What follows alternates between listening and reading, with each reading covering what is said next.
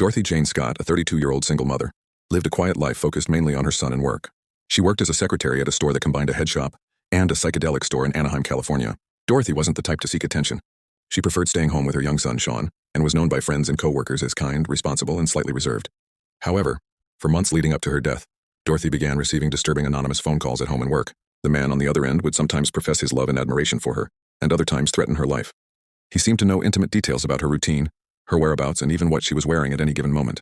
Terrified, Dorothy considered buying a gun and even took up karate classes. Still, she never saw her stalker face to face, until the night everything changed. On the night of May 28, 1980, Dorothy attended a work meeting. During the meeting, she noticed that a co-worker, Conrad Bostron, had developed a strange rash on his arm. Concerned, Dorothy offered to drive him to the hospital. Another co-worker, Pam Head, tagged along. After dropping Conrad at the hospital and waiting for his release, Dorothy went to the parking lot alone to bring her car around to the hospital entrance. Pam and Conrad waited outside for her.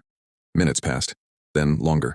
Suddenly, they saw Dorothy's car speed past them at full throttle, blinding them with its headlights. Confused, they thought she might have had an emergency, but she never returned.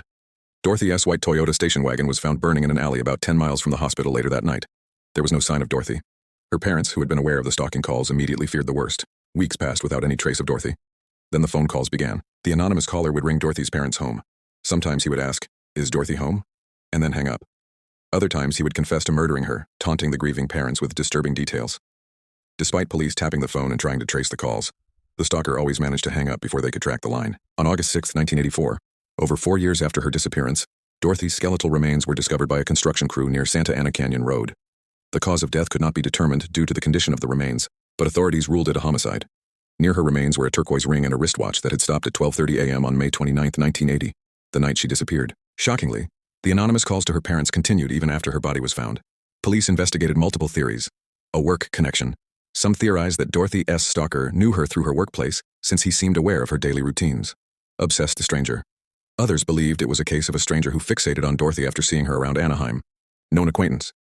The fact that the stalker knew intimate details suggested Dorothy might have known her killer personally, possibly someone she trusted enough not to be alarmed if they approached her. Despite strong efforts, no suspect was ever charged. Authorities even considered possible links to other unsolved murders in the area but found no definitive connection. To this day, Dorothy Jane Scott's stalker and murderer remains unidentified.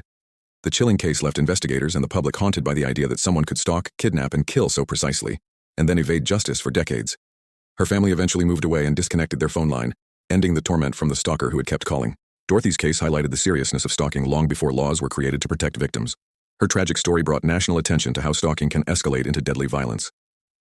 Today, Dorothy S. case remains an eerie reminder of how easily someone can slip into another S life and destroy it. He watched her. He waited.